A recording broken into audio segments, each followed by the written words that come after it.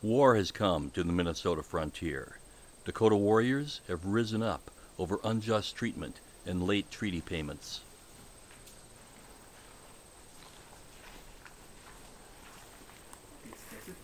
Yep.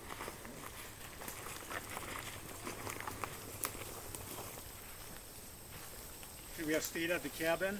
We're pretty exposed out here. We didn't have a choice. Red Middle Voice said that if we tried to hold out in the cabin, 200 would come and burn the building down with us in it. What the hell's going on, Will? We've never had any trouble with Indians. Red Middle Voice said that there's some bad ones off the reservation. What if the Red Middle Voice is part of them?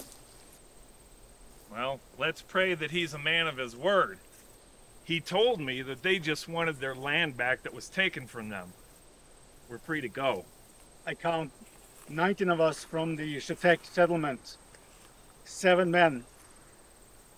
If they hit us, we're sitting ducks.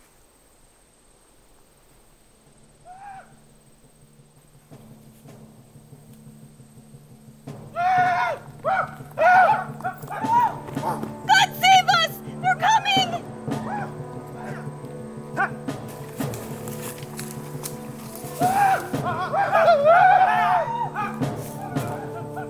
This is hopeless. We can't outrun all of them. Everyone, let's head for the tall grass. We'll shoot from there.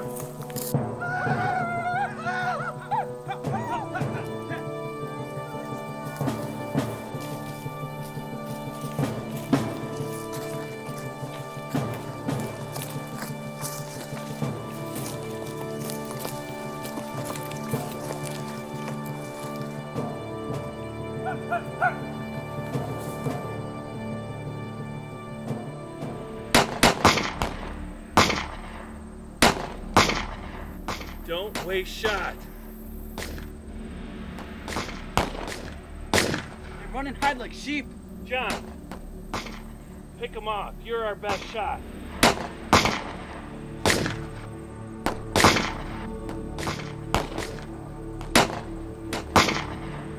We can see no one! It doesn't matter. We have more guns. Keep firing.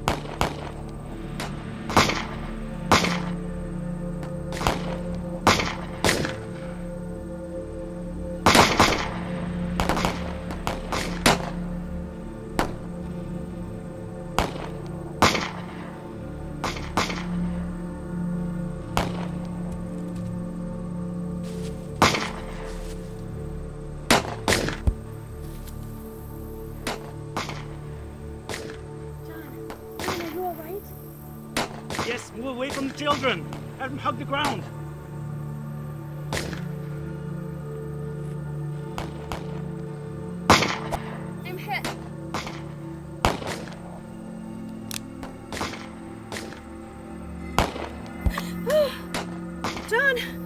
I've been shot. How bad? I think I might be done. But you stay where you are. You'll do more good with your rifle. I need to help you. What about the children? If you try to come get us, they'll see you and shoot you too.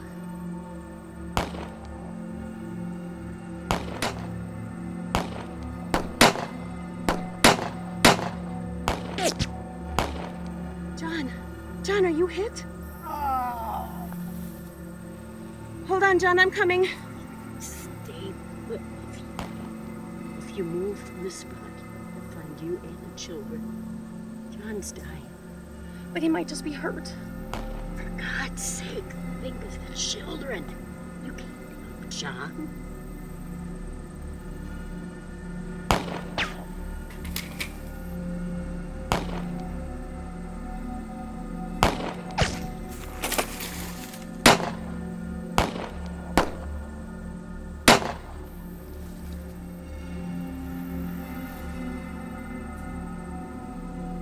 Women, come out.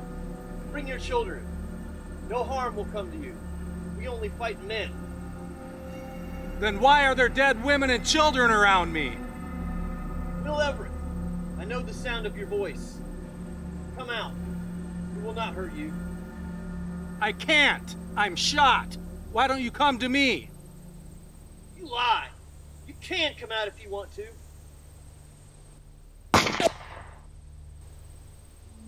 Kill us if you want, but leave the women and children. Elmira, tell them that I'm dead. That all the men are dead. It's your only chance. Leave you? Turn ourselves over to them? I can't. If you stay here, they'll kill us all. This is your only chance. Go with them. Do what they say. And look for a chance to escape. You've killed my man. All the men are dead. What do you want? You must all come out. We will hurt no one. I will take you and Julia Wright for my squaws. Come now!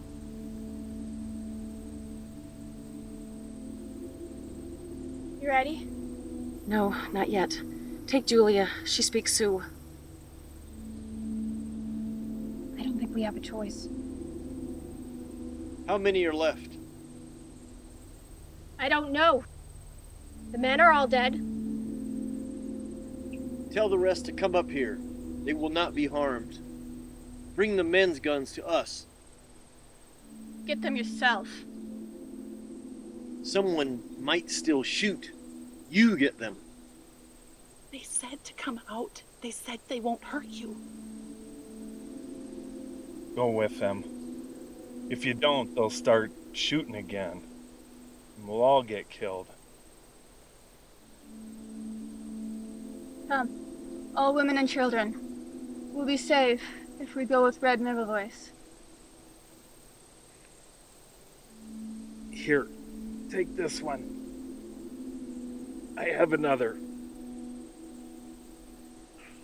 Most have extras. Collect them from the dead.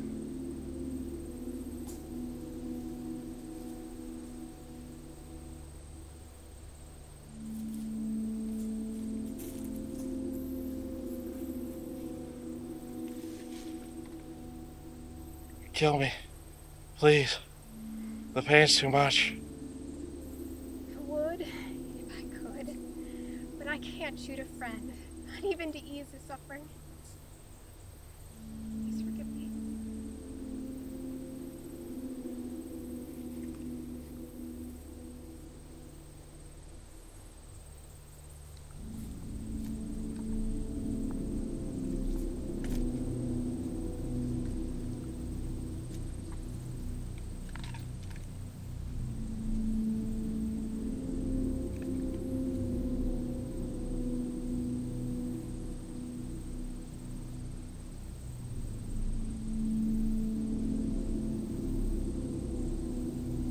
You two, and your children, come by me.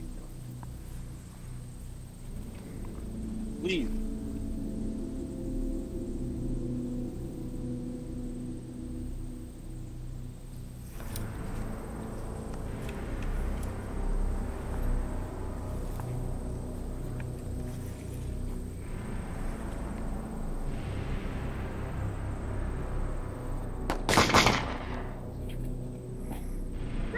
did you pledge safety, you murderer? What about me? Aren't you gonna shoot me down too? No, I will not. Go.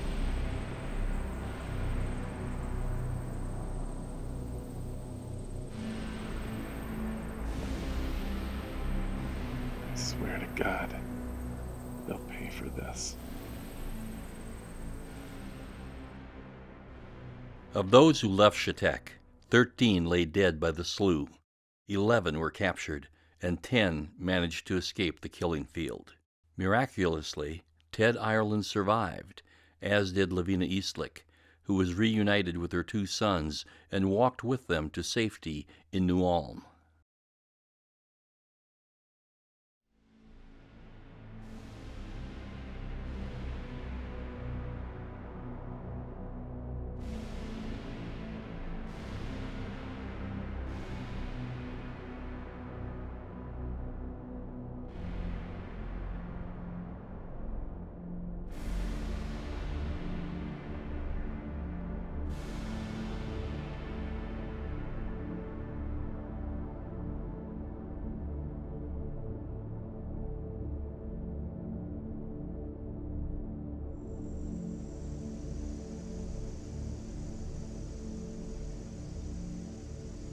The soldiers are rounding warriors up. They will come for me soon. I will die, I know it. No, Chaska, they mustn't. But I was wrong when I told you to stay. Leave. Leave now. I will see to your mother. No, I am not a coward. I am not afraid to die. All I care about is my poor old mother. She will be left alone. I shouldn't have listened to you yesterday. Then I could have escaped safely. Now it is too late. Now I will stand here and die if I have to. Chaska, I will still help you. No matter what, I will still fight for you.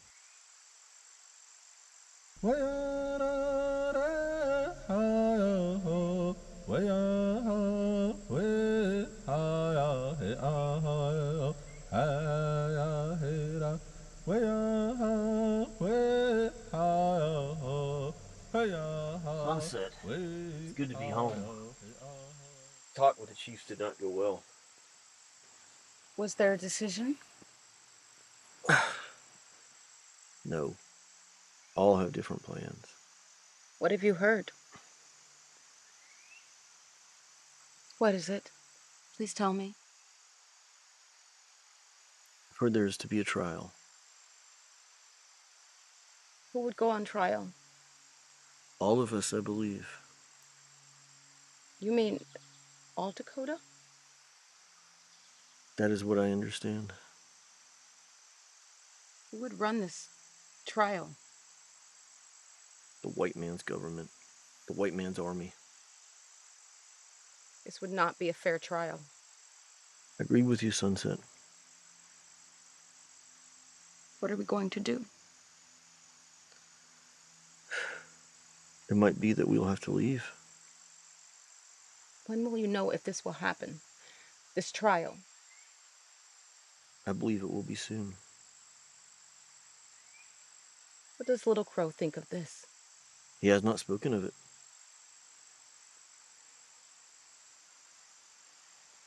I fear for our people.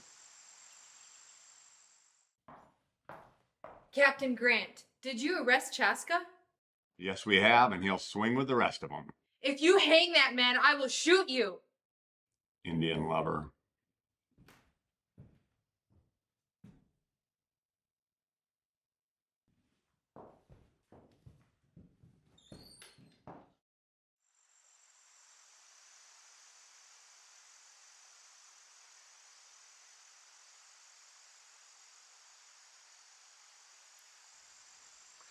Sunset. I was worried for you. I've been here for a time. I was speaking with the other Dakota women. We are all concerned. I understand. Since you are already here, the meeting with the chiefs must have ended early. We had to decide quickly. There is a great danger now. Danger? Of what? A danger that all of us who fought in the war with the white man will be arrested, put in prison. You mean after this trial? Little Crow does not think this will be a fair trial for any Dakota. What is Little Crow going to do? Little Crow is leaving tomorrow, headed west into Dakota territory. We are to go with him. Leaving? Tomorrow? But our people here need our help. I can help them. We can help them. We must leave, Sunset. My husband, there are many Dakota children here now who have no one. Sunset, were a great mother to our children. If this is what your heart calls you to do, then you must stay. But I must go. Know this. You and I are two voices that sing together and always will be. I promise you, I will join you in Dakota.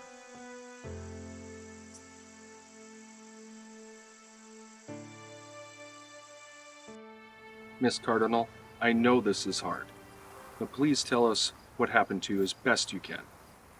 It happened by Beaver Creek. We heard there was killing at the agency, so we headed to Fort Ridgely, about a dozen of us.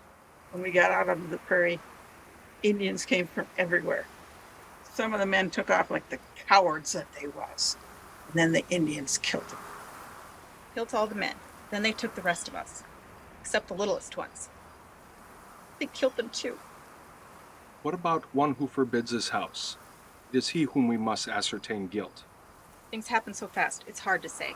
He was there, people were being killed, but I don't know if he killed anyone. I think he killed my husband, but I'm not sure. I was so scared. But we do know what he did later, don't we, Margaret? Yes, Reverend, after they beat us and dragged us with them, one who forbids his house took me the third night, and he raped me. I was there when he took her. He was ready for a fight. He went out with every war party, and when he came back, he raped the women. Are you certain it was the one who forbids his house? There ain't no doubt. I'd go to my grave swearing it was him that did me. Mr. Hurd, Lieutenant Buchanan, unless you think differently, I believe we have enough to bring this man before the commission. Thank you, ladies. You have suffered far more than we can imagine. You will be called to testify at the trial. Lieutenant Buchanan, bring in the next two. Gentlemen, in moments the proceedings will begin. Mr. Hurd will record. You are free to ask questions as you wish. Lieutenant Olin will act as judge advocate and ask questions. We will be firm and respectful, and no demonstrations will be permitted from anyone. How many today? 16 are on the docket today. All have been questioned by Reverend Riggs, and the arraignment signed by Colonel Sibley. Mr. Hurd, who is first?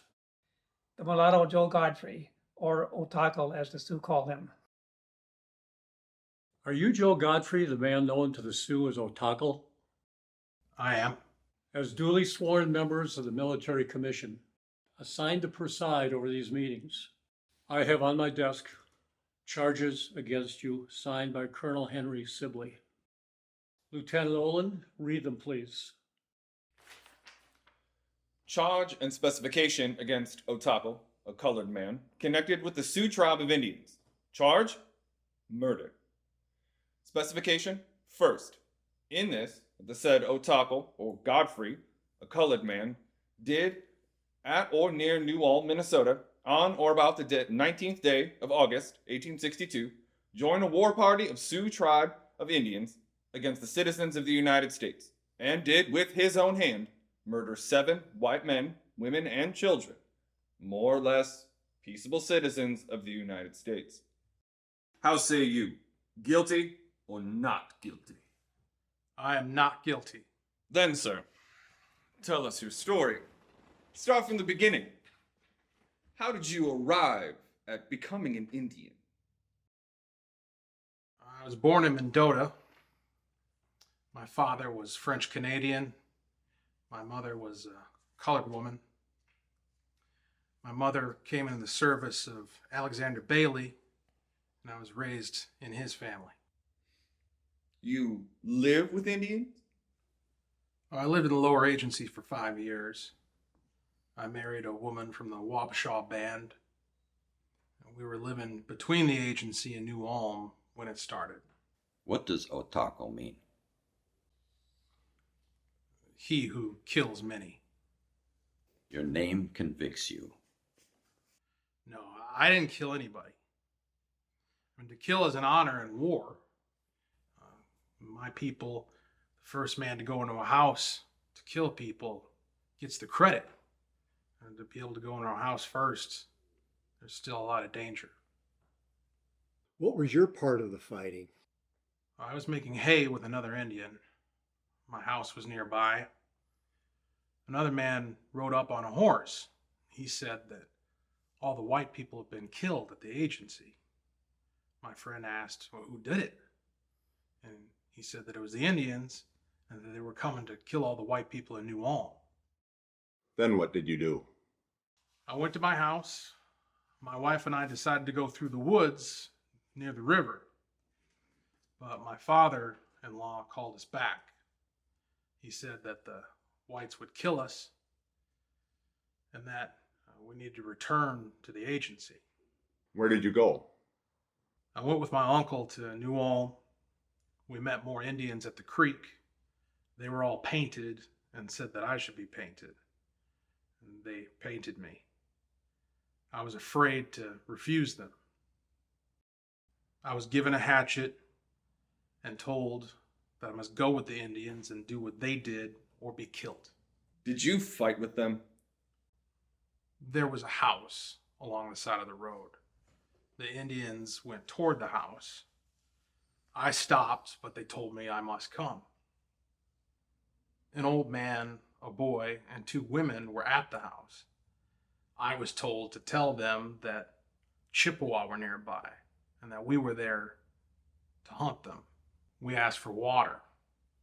The girls went into the house and some Indian followed them. One said to me, "Here's a gun for you. They have food. After we kill, then we eat." What did you do? I was told to watch the road. A wagon was coming, and I was to tell them when it got close. Then I heard shooting. The 2 young women fell just outside the house. And then I ran around the house. I heard Indians yelling by the road. They called, and I went to them. There were 2 wagons, and they were killing white men.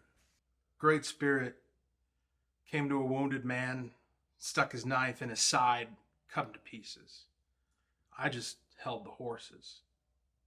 Then the Indians got into the 2 wagons, and we went down the road towards New Ulm.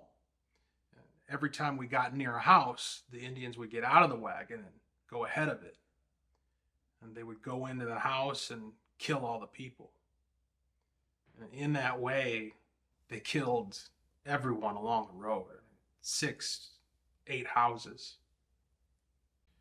I stayed in the wagon and did not see no people killed. Let me get this straight. You only held horses that had nothing to do with the killing? I only watched. Old women, children were killed. There was a jug in the wagon and it was almost drunk. I was told to jump out of the wagon. One said that he'd left 3 guns in a house when he had brought out the flour. They told me to go into the house with a hatchet, kill the people, and get back the guns. I was afraid. How many of you were there? About 20. At that time, there were about 4 wagons, and we were going down all the houses and killing everyone. Godfrey, there were 2 attacks on New Ulm. Was it the first or the second? It was the second, Captain. I was at Little Crow's Village during the first. Continue. After a few days, we went to Rice Creek. Then we crossed the Redwood River, and we saw some wagons on the prairie on the other side of the river. After the Indians had crossed over the Minnesota River and saw the wagons on the other side of the river, I went with them at sunrise. There was shooting just before I got there, and they were shooting all day. They killed all the horses. Stop. You were at Birch Coulee. Men died there, not just horses. 25 of my men. It was a cowardly attack on a sleeping camp.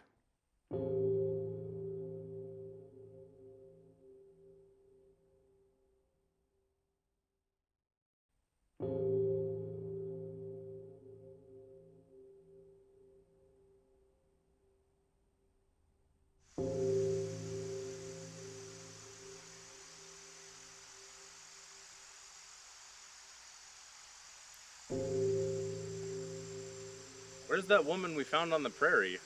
Justina Krieger? She's in the wagon. I'm sure she'll be fine. When are they gonna start bringing the horses back? Soon, I hope. It's gonna take a good piece of time to get those horses hooked up again. We're running late. I think they know that. Mrs. Krieger, you shouldn't be out here. You've been hurt. I am better now. Let out. Oh, I'm sorry. My bad.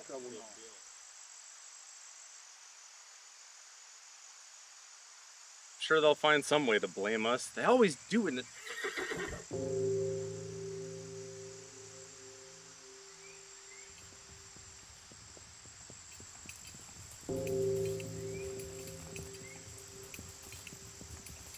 Did you hear that? Yeah, I do.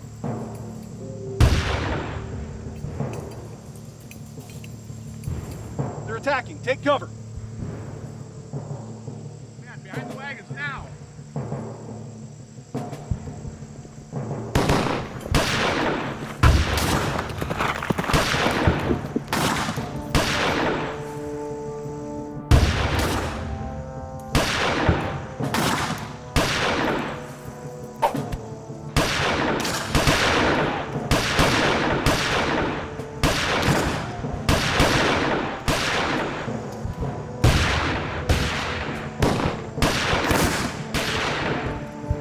Out of nowhere. We gotta hold on until help comes. Is Fort Ripley gonna know we're here? The only thing I know is this is turning into one hell of a mess.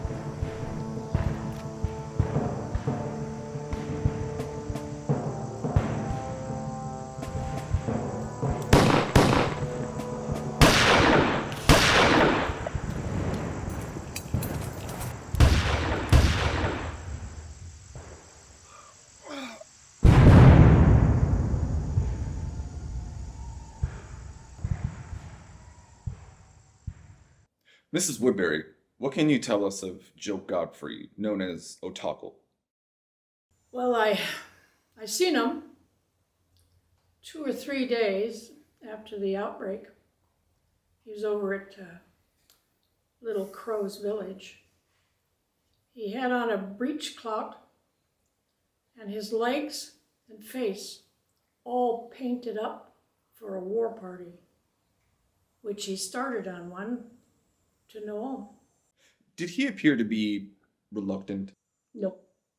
He was very happy with the Indians.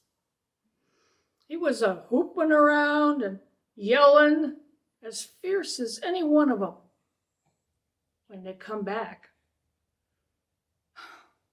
Hunka, who was one of the Indians, he said that Godfrey was the bravest of them all. He led him into a home, and Godfrey clubbed the people with a hatchet. I was standing nearby, and I heard someone say to him, "Hey, Godfrey, how many did you kill?" And he says, "Only 7. Only 7. I saw him once when he took off. He had a rifle, a knife, and a hatchet. He was proud of that killing. I know he was. Mrs. Woodbury, did you actually see Godfrey kill anyone? No. But I bet you he did. You may step down.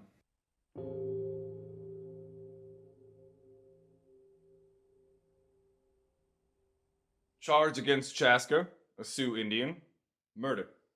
Specification.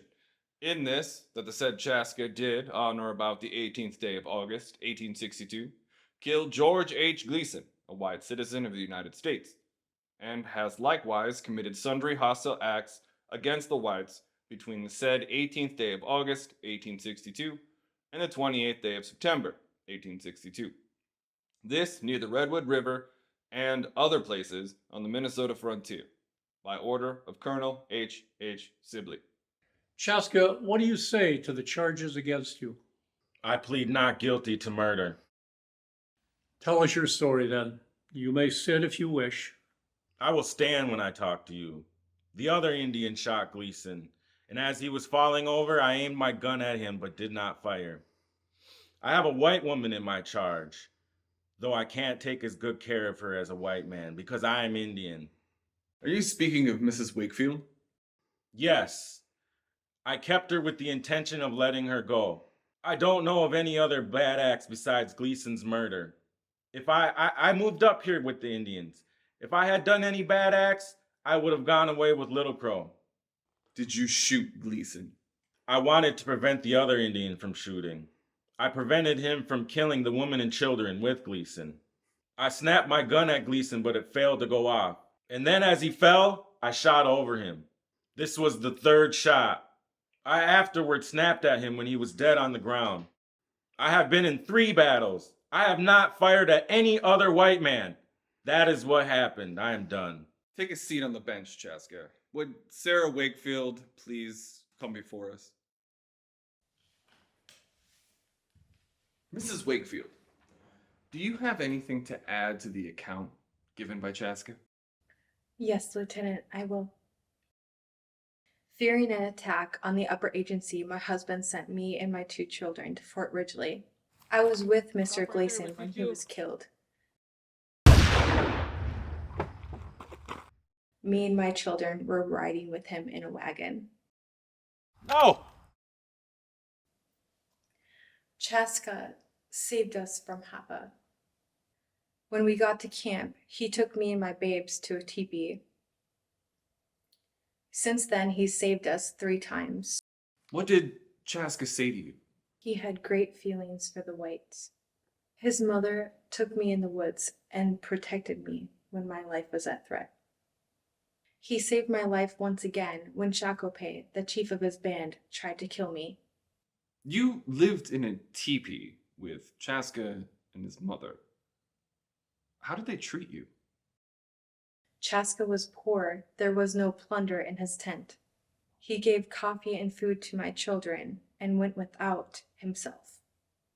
He is guilty of no crime that I am aware of. If you have nothing else to add, you may return to your seat.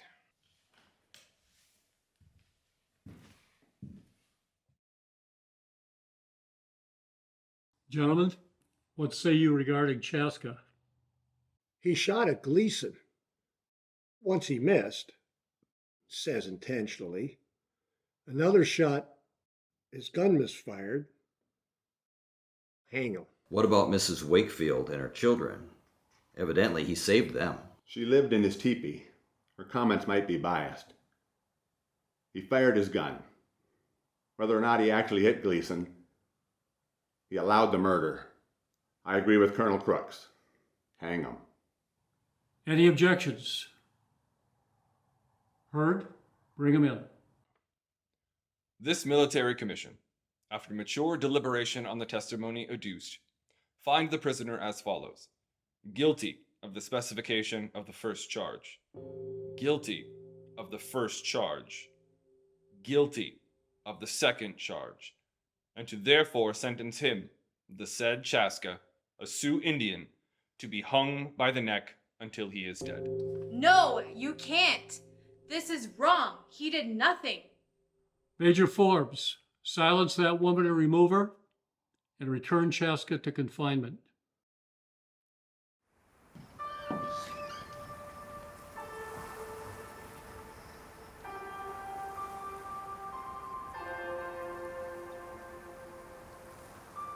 You tried. The people know you tried to help him. And for that, my people condemn me. They don't understand. For 6 weeks, we've been dragged across the prairie by the Santee. Many women were hurt in that time. They will not forgive. After I speak to Chaska and his mother, my children and I must leave this place. My husband's waiting. You belonged in your world. Go back to it. May your God be with you, Sarah Wakefield.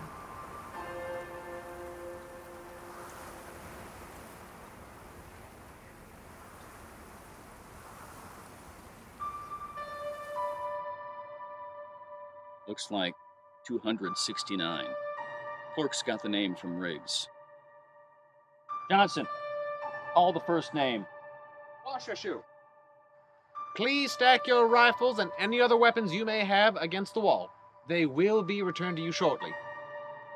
Why must I? Men, as heads of your households, you are to be counted separately. The government wants to pay you extra.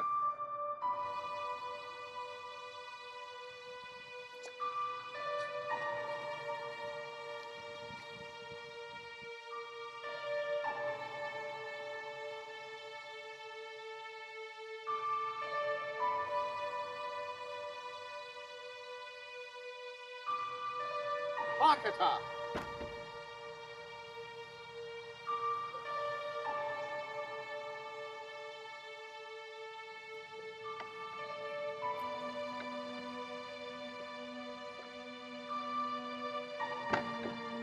Arende.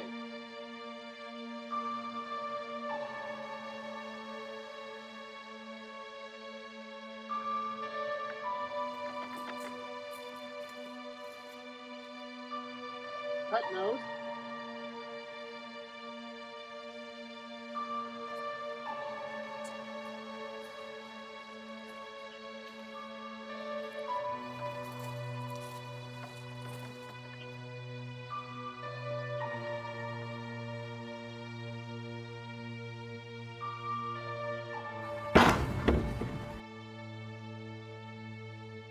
It's this way.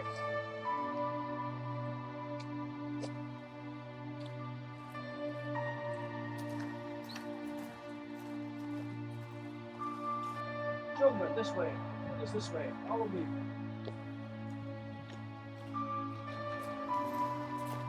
Children, follow me. Food is this way.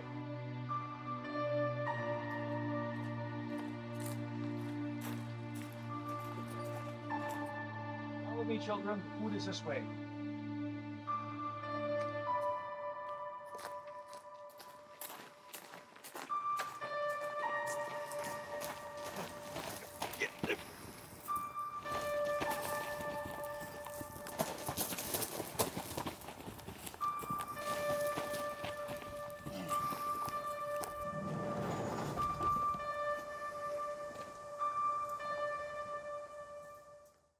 Worked like a charm, Colonel. We bagged 234. Some of them smelled of skunk and headed into the cornfield.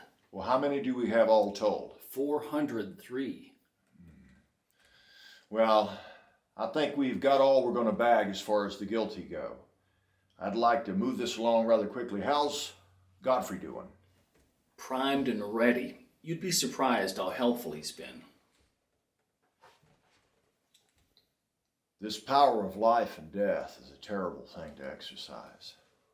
To think that hundreds of people are subject to that power, lodged in these hands, makes me shudder when I think about it. I shall do justice and no more. I will murder no man, not even a savage if proven to be innocent. Colonel Sibley. Mr. Dooley. I've received word that Red Middle Voice is headed up the Missouri out west. He's got captives from Chetek.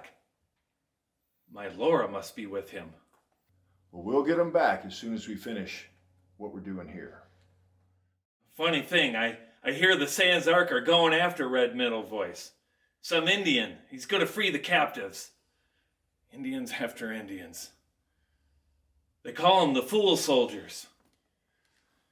Well, we must all pray for the best. I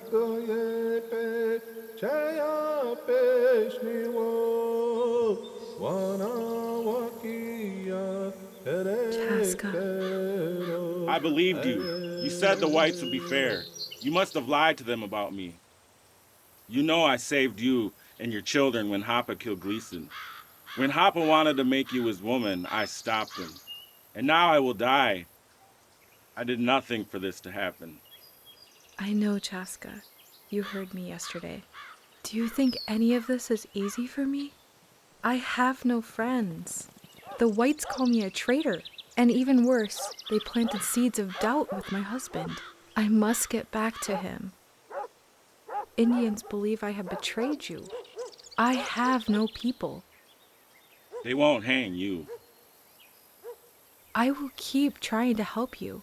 With Sibley, Ramsey, even President Lincoln. Now please, please take my hand. I know that I owe you my life. I want to take your hand and say goodbye in friendship.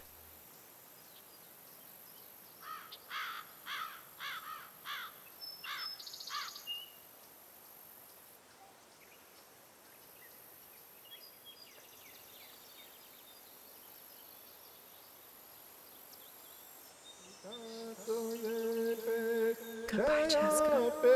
Goodbye, my dear friend.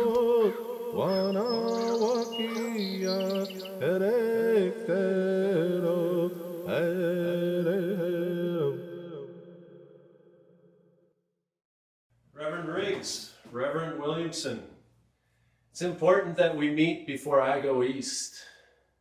We need to talk about the Indian situation here. Stephen, you have a hard task. Bishop Whipple, I'm just trying to sort things out. There are certain Indians who are guilty of crimes for which they deserve punishment and which cannot be condoned as acts of war. Stephen, there is a broad distinction of guilt between those who went all around the country committing fiendish violence and those who received plunder, or those who, under the threat of death, engaged in the battle where hundreds were engaged. That may be, but I am satisfied the commissioners will do God's bidding. 29 have already been tried.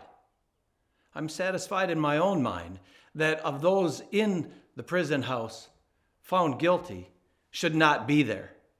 Thomas, I have high regard for those on the commission. They should have new, actual trials. But I find that Minnesota probably could not find 12 men who could act as jurors. But they are trying Indians. And my sense of right would lead me to give Indians as fair and full trial as white men. From the governor on down to the lowest rabble, there's a belief that all are guilty. Whether guilty or not, they be put to death.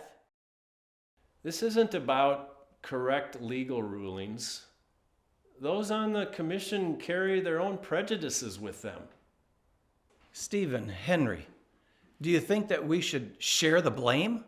Christianity does lead to civilization. I've written President Lincoln that a glaring defect of our Indian system is that it places no condemnation on savage life.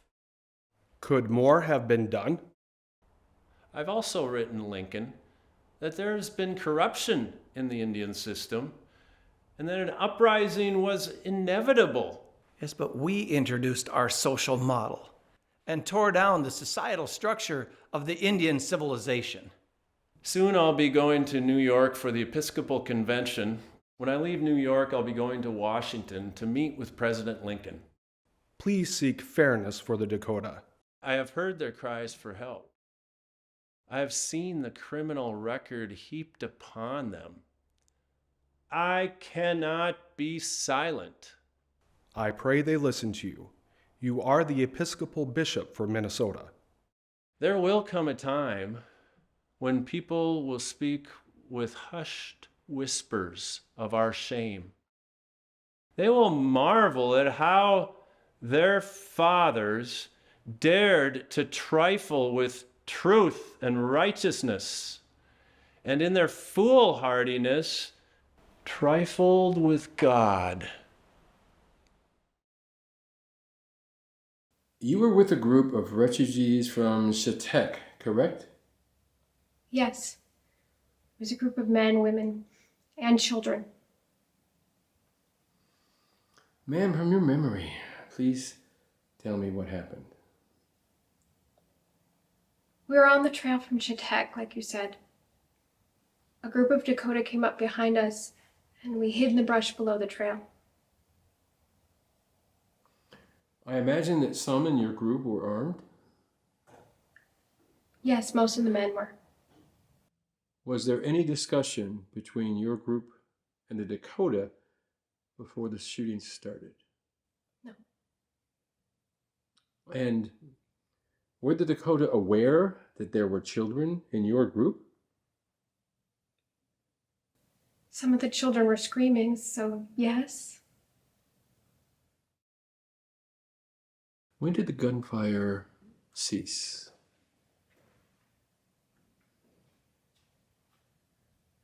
It stopped when most of us had been hit. What happened next? The leader wanted the women and children to come up to him. Did you recognize this Indian, their leader? Yes. It was Red Middle Voice. Ah, one of the chiefs. So the men in your group took... No. The men were dead. All of them? Most. There were 2 I'm not sure of. The 2 you're not sure about, would one of them be Will Dooley? That's right.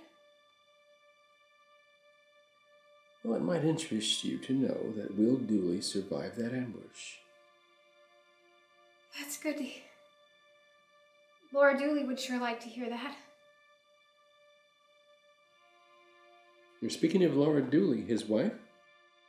Yes. When I was released, she had to stay behind because of her health. So she had become ill?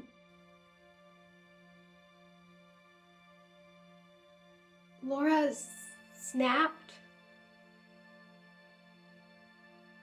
Please explain. Laura lost 2 of her children that day, and she didn't know if her husband was alive. I understand. When you were taken by Red Middle Voice and his group, where did they take you? West. Deep into Dakota territory. He traded us with a Sansark Indian. I believe his name was Charger. After that, Laura Dooley retreated into herself. And her health was never the same. Do you know what I mean? Yes. Thank you.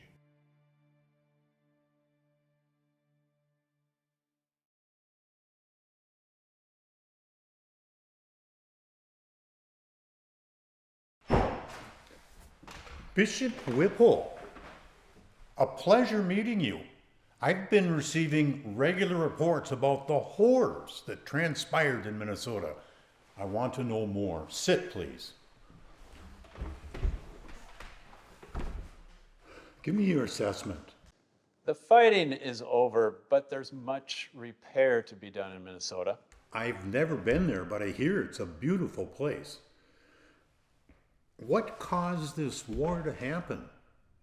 I'm not aware of any trouble before. The Dakota, also known as the Sioux, once had all of Minnesota. They were pushed south and west by the Chippewa, and then came the treaties from our government, and that made it so that they now only live along a 150-mile stretch of the Minnesota River, and it's 10 miles wide. Did the Sioux adapt? We took woodland hunters and tried to turn them into prairie farmers. Change was the right thing to do, but this change was hard and it came with a price. Once the war with the South began, the government fell behind with payments to the Sioux. Crop failures and delayed payments led to starvation. the government provided no food? Oh, there was food, warehouses full of food, just no money. Why didn't they release the food? Because it was the policy of the agent to release goods, money, and food all at the same time. No money, no food. Again, why? They chose to let people starve. The traders feared that they wouldn't get paid. They extended credit, and when the money comes, the Indians go to the pay table when their names are called. And the traders get first call on the money, and only then is the food released. The traders get all the money. It doesn't seem right. Traders do all the record keeping. Your agents always back the traders. Fraud abounds. Bishop, a man once decided that monkeys could pick cotton better than men because they have smaller fingers. But when he set his monkeys onto his cotton field, he found it took 2 overseers for each monkey. I think we've got the same problem. We need 2 honest men to watch each of our Indian agents. It's all about the money. No compassion. How many people died in the war? Maybe 800, over 100 women and children. Many atrocities were committed. Women had their stomachs slit open and their fetuses ripped out. Mutilations, rapes. But there were also many times when Indians saved the lives of many whites. So much horror that we could have prevented. Mr. President, your next appointment is here. One more thing, Mr. President, I'm obligated to reply to you with a request from General Sibley. More troops, please. Duly noted, Bishop. Let me leave you with this. This Indian service of ours needs to be reformed. If I make it through this war, I will see that it is done. Gentlemen, I'm having another stockade built to hold all the prisoners. Food and forage is still an issue for us. Colonel, what's the status of the trial so far? So far, we've tried 120. 100 have been sentenced to death. We have about 300 more in chains waiting to appear before the commission. So when do we start hanging them? Not yet. We got word from Washington. No hangings are to take place without the president's go-ahead.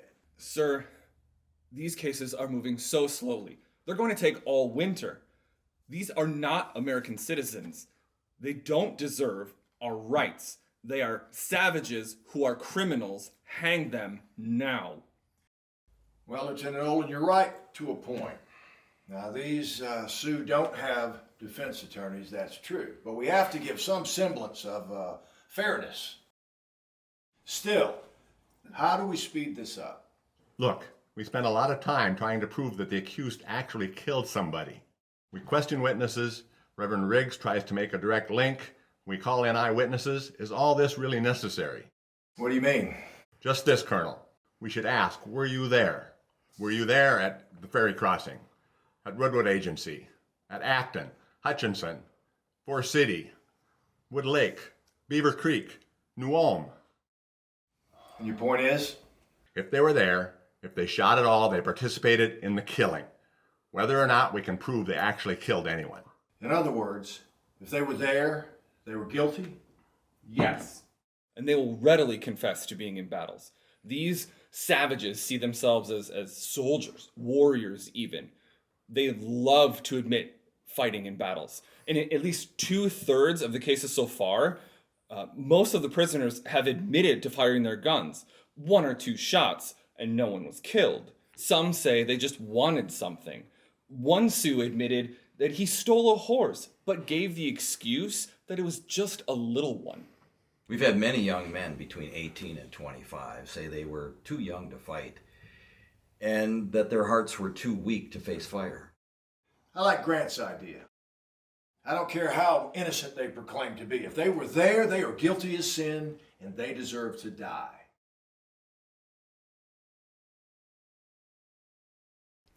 How did you come into contact with Cutnose? We'd heard the Indians was making trouble, so we got together at the Kitzman's farm and decided to go to Fort Ridgely. Did they attack? We went all night till it was about 2 or 3 in the morning, and then we were about halfway. We'd gone maybe 14 miles and decided to go follow Beaver Creek to Fort Ridgely. And sun had been up about 2 hours, and we was approached by 8 Indians on horseback. We had 11 men with guns and they wanted to fight, but the Indians put their guns down, and one came out to walk towards us, and so my brother Paul, he went out to talk with him, and they shook hands, and then that Indian, he kissed him on the cheek like a Judas. He told them the Chippewas was doing the killing and not the Sioux, and that the Chippewas were up ahead and we needed to turn around and go home. And they would go with us. And the Indians walked among us real friendly, and the children were scared at first, but then they calmed down. Folks started getting nervous because our guns were in the wagons and not easy to get to. And then we saw 2 dead men on the road, and things started changing. They formed a battle line. They had double-barrel shotguns. Cutnose demanded our money, and then they left us, and we traveled on. We found 2 more dead men along the road. Our men got their guns out of the wagon, and we proceeded toward home. We came about 100 yards from our house, and Indians came out of nowhere and started shooting. In the first shot, they killed all the men but 3. My husband was one of the 3. What about the rest? The Indians told the white women that if they went with them, they'd be spared. My husband said to go, that they wouldn't kill me and I could find a way to get away. I started to, when another woman started toward me to go with them. She took a few steps toward me and they shot her dead. They kept shooting till 6 women and 2 more men were dead. What about the children? Some were killed, but most was in the wagon. They beat them with the butts of their gun. It was terrible. Take your time, Mrs. Krieger.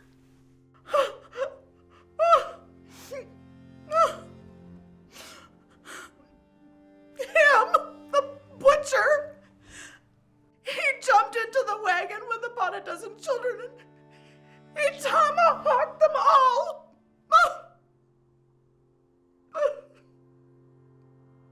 The little ones, they were so scared, they couldn't move. They just waited their turn to die. Well, where was your husband? He was the only man left. I was in the wagon and he came to the wagon and begged me to go. Then 2 Indians came up and shot him. He fell and then they shot him 2 more times to make sure he was dead. I stood up and they blasted me with a buckshot and I fell back in the wagon. When I woke up, everybody was gone, except for the dead. I wandered the prairie from August 19th to September 1st. Soldiers found me, and I was taken to Birch Coulee. I was there for the battle. 2 of my sons and another boy got away. My daughter Lizzie, she's 13. She yelled at the children to lay on the ground when the shooting started. And when the Indians left, Anna got the children and took them to my house. How long did they stay in the house? Until the 20th, I think. Then Anna brought the oldest children out onto the prairie. Other children who were bad hurt or sleeping, they were left behind. One way or another, 8 of my children got there. It was a miracle, praise God. Anna brought 5 to Fort Ridgely. One way or another, 8 of my children survived. But 24! They killed 24 of my friends and my husband!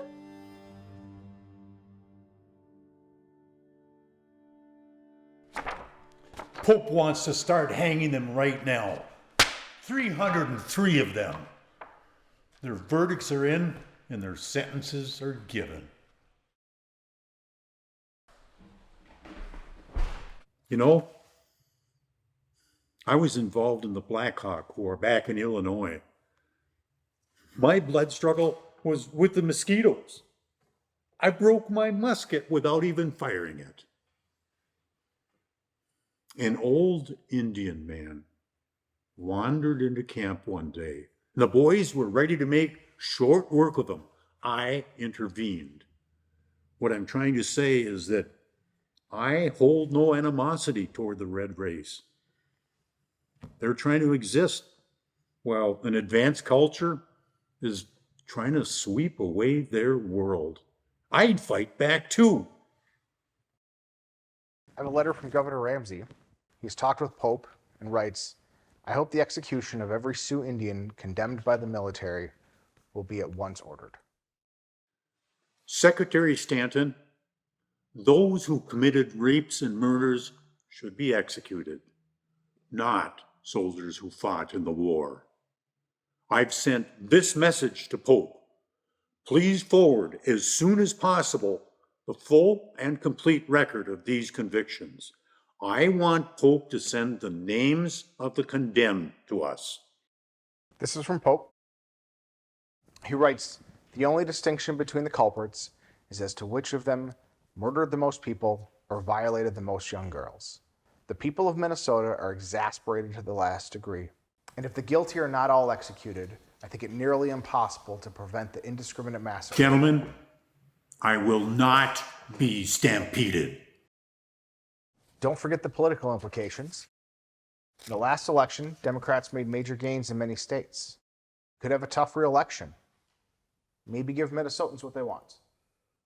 I will not hang men for votes. I will do what is right. That is my message to Minnesota. It is stipulated that who stands on the cloud, otherwise known as Cut Nose, did kill 27 people in the late war at the agency and at Beaver Creek.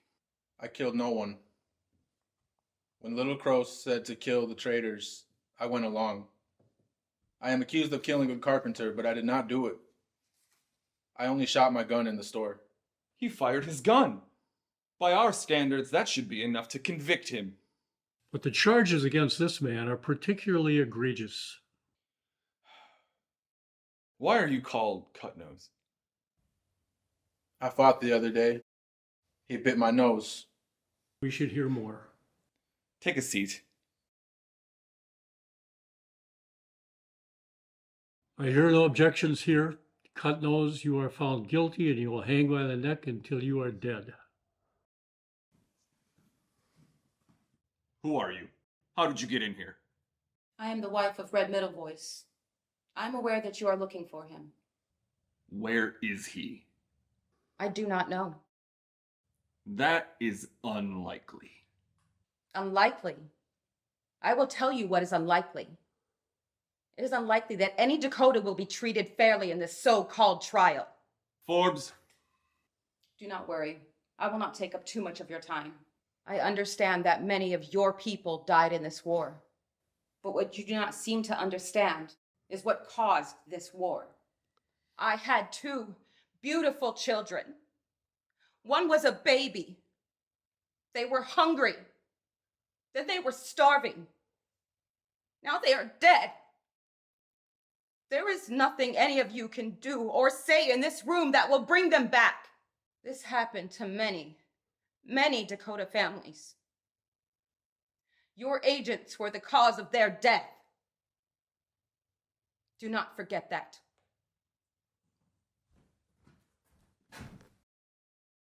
I was forced to go by Little Crow. I crossed the river. We were told to get the cattle and kill all the white men.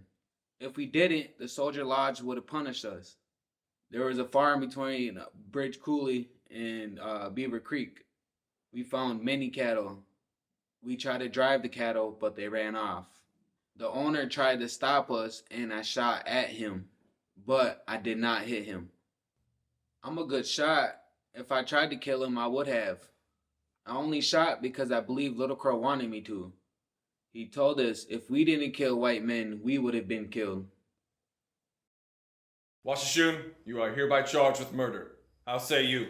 Guilty or not guilty? Not guilty.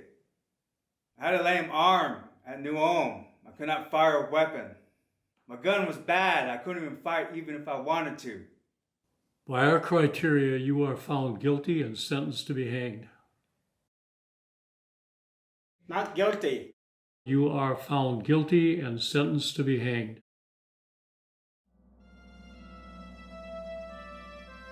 This is becoming a kangaroo court. You did 42 cases today, each one averaging 5 minutes. 5 minutes to decide if a man lives or dies.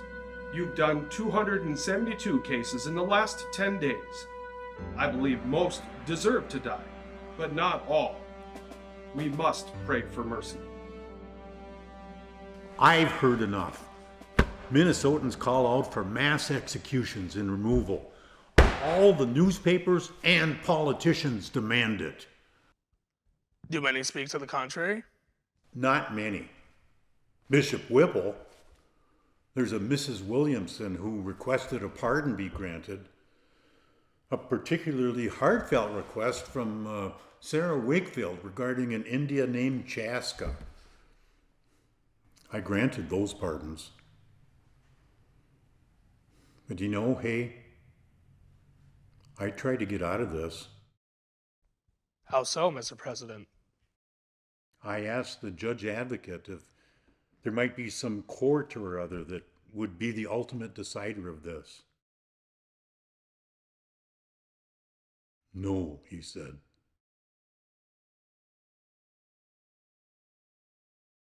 You have to do this personally.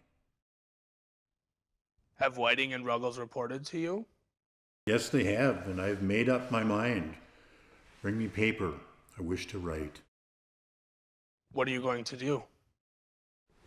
Whipple's words, "You cannot hang men by the hundreds," kept coming back to me. I've decided to allow 39 to be executed. After reviewing the analysis by Whiting and Ruggles, I've concluded that these are guilty of individual murders and atrocious abuse of the female captives. What about the others? Those guilty of simply fighting in battle will remain in detention until further notice. They will not be executed. There will be an uproar. It is wrong to kill soldiers who fight in war. Do we want everyone held in Confederate prison who fired or shot in battle to be executed? This won't be easy. I know. The names are confusing. I want no mistakes. So, I will write them in my own hand. I will hyphenate the pronunciation and I will number them. There are political concerns. I fear that with the miserable progress we're making in this war to preserve the Union, they will have many other opportunities to show disapproval besides my handling of the Sioux Indians in Minnesota.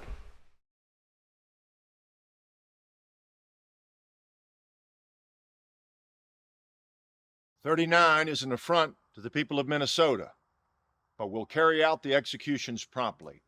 I want a gallows built to hang them all at the same time." Sir, you remember.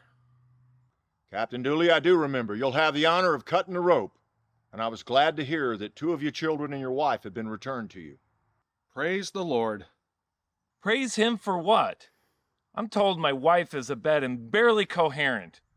Sure, 2 of my children are alive, but 3 others were killed at the hands of those savages. I'd gladly send them all to hell. I just wish there were more. You'll get your chance on the 19th. Hold on to that. Sir, we have a problem with that date. "Why is that, Lieutenant?" There ain't enough rope to hang them all at one time.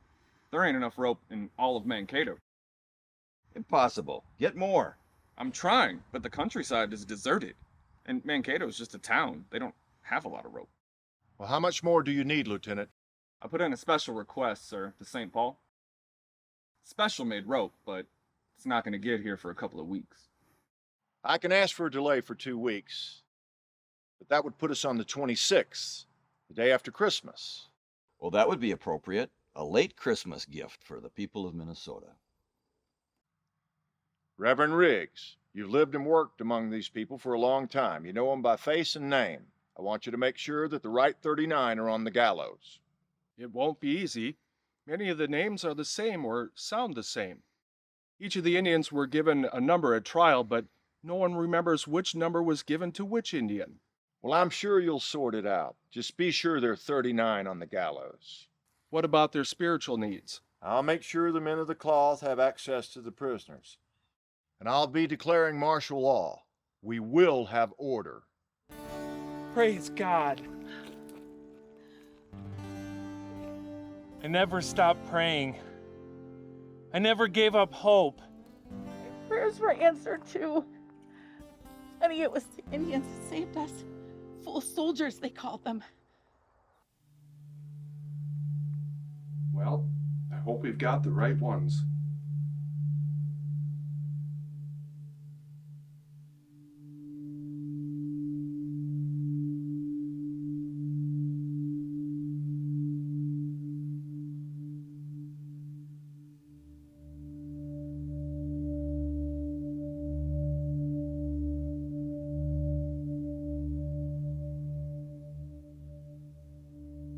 "I did nothing. I killed no one." "Quiet. Die like a brave Dakota. We killed hundreds of white people. We knew we would pay if we lost. Now it's time to pay with our lives."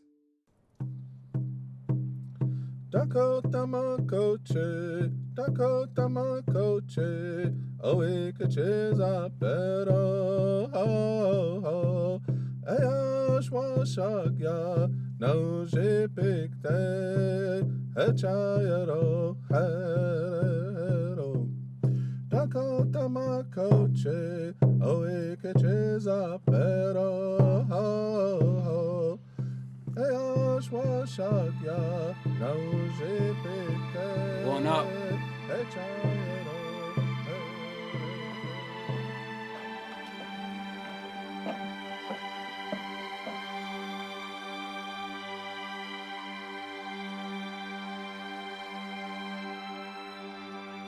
Tell my mother that I saved the life of Mrs. Wakefield. Now she will live and I will die.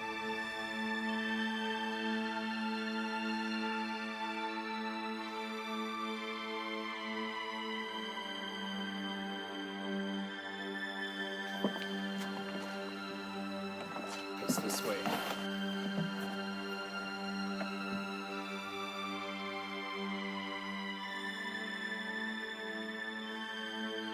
Anything you would like to say?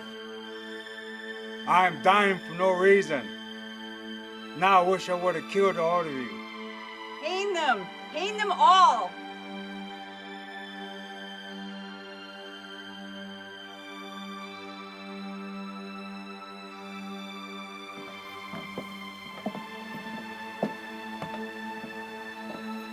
any last words?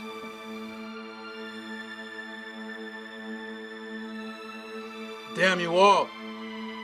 I should have killed more! Hang them! Hang them all! No, no, no. Hang them! Hang them all! Hang them! Hang them all! Hang them! Hang them all! Hang them!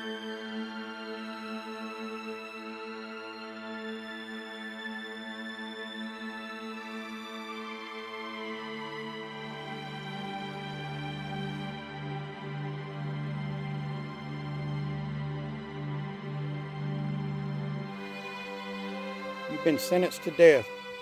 You will be hung by the neck until dead.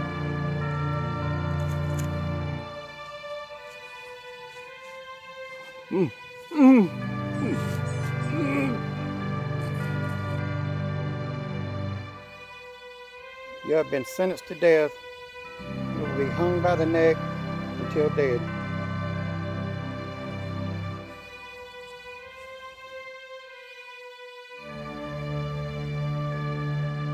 Captain Dooley, at your pleasure, sir. This is for my wife, Laura, and my children.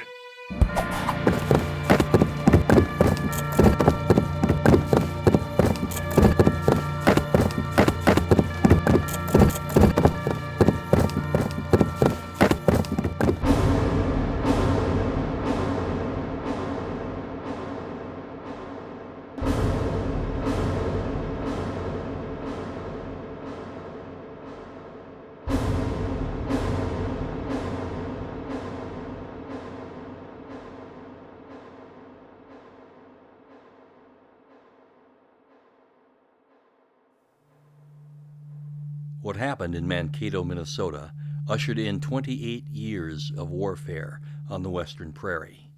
The hanging of the 38 remains the largest mass execution in American history. Its effect is still felt to this day. The wounds are still open.